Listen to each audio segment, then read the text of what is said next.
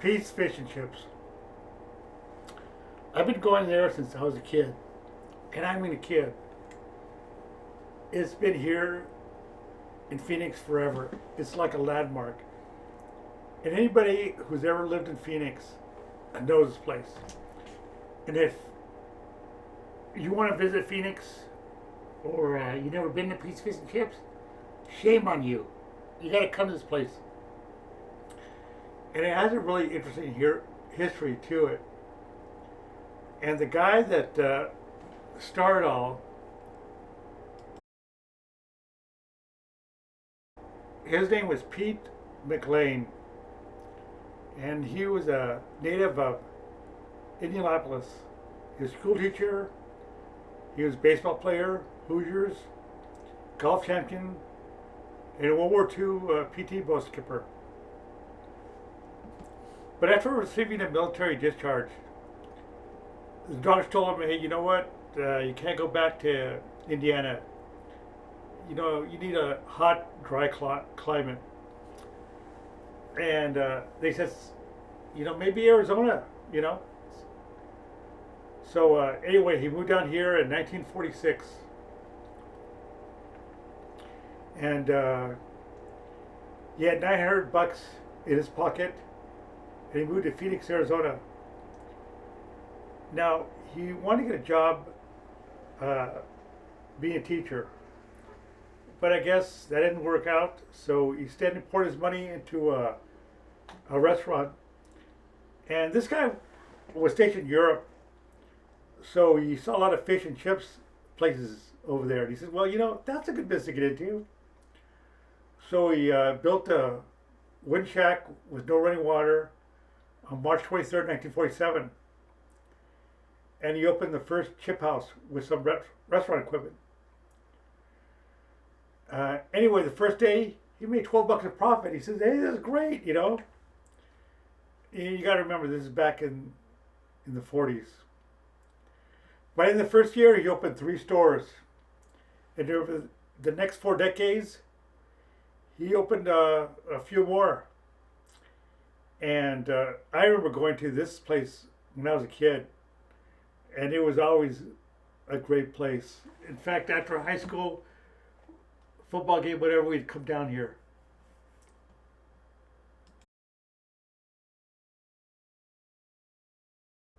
Now, I have never met Pete, but unfortunately, he had a tragedy in his life. He got killed in 1987, and I remember reading the newspaper article about it. And the guy was 72 years old, and by this time, Pete's Fish Chips was really successful, and he was found shot to death in his East Phoenix apartment, and a $30,000 coin collection was taken. And after 6 weeks, there was no leads. But anyway, one of Pete's daughters got a national trade magazine to write an article about the murder of stolen coins, and a private investigator tried to sell several of Pete's Fish and Chips commencement coins to a coin dealer in Scottsdale. The coin dealer who read the article contacted police about the attempted sale of the coins, and he certainly was interested in the $10,000 reward that the daughter had offered the Silent Witness program for information about stolen coins. The murderer was arrested and soon convicted of murder in 1988 and was sentenced to life in prison at Arizona Flores Prison. He died in 2001.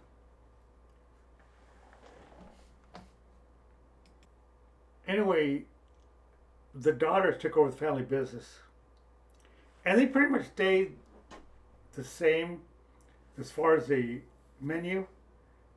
I mean, why change a successful restaurant?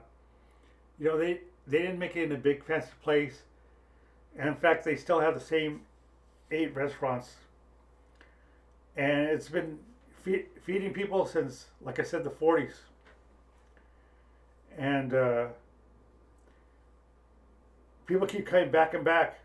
Every time I go there, lunchtime and around dinner time, the place is packed. And there's a line sometimes at nighttime, drive through. So it's a really great place. Now I never get. Now they do serve hamburgers there. I never get the hamburgers, and what I just get is just the fish stuff, the fish and chips, shrimp, and stuff like that. It also comes with fries, and they also have lemonade and stuff like that. You can get a big cup. It's like a 32-ounce cup for like a couple of bucks. So it's a great place to go and eat.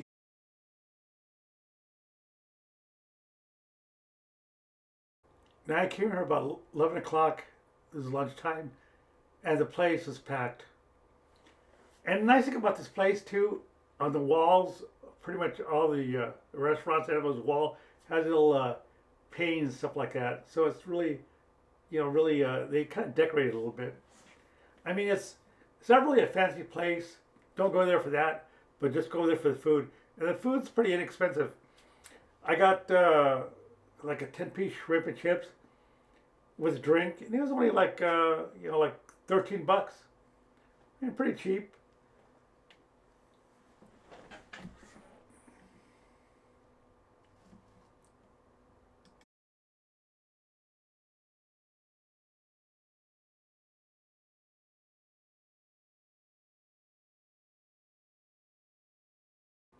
The only thing that's bad about this place, the only con I have with Pete's Fish and Chips is they don't take any credit cards or debit cards.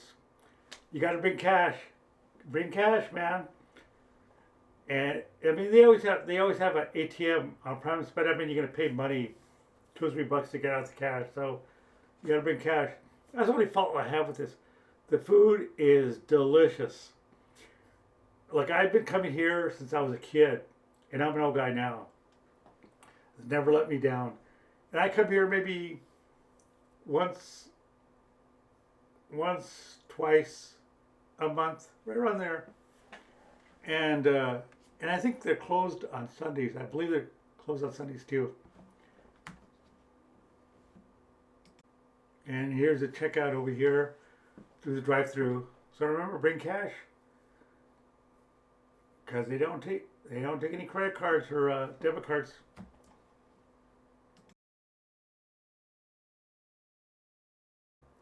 And here's 11 o'clock, and the place is already packed. I tell you, like on a weekend, like late Saturday, Friday, whatever, place is just packed with people. So great food, relatively inexpensive. If you've never been there, man, you gotta go. You gotta go to this place. And here's the 8 locations throughout the Phoenix Valley. So, and they all look kind of the same thing. None of them are fancy. They're just basic restaurants, but they've been there forever since I was a kid. So if you've never been there, treat yourself. Go to one of these. They're just great. Um, anyway, what I do is I go to different restaurants, um, places of interest, and I think next week I'm going to go to the. They still got spring train here in Phoenix, so I'm going to go to one of the games. So look up my channel and see what the games look like. That's always a big time of year for Phoenix when you got the spring train. They got like 15 clubs here. So I mean, and the biggest ones are the Dodgers and the Cubs. So I'm going to go to one of those games next week. Should be a fun day. Probably like a Tuesday or Wednesday. Anyway, what I do is, like I said, I go to different events around Phoenix. And if you want fun things to do, fun place to eat at, fun things with you and your family to do, subscribe to my channel. Give me a like. And I will talk to you later.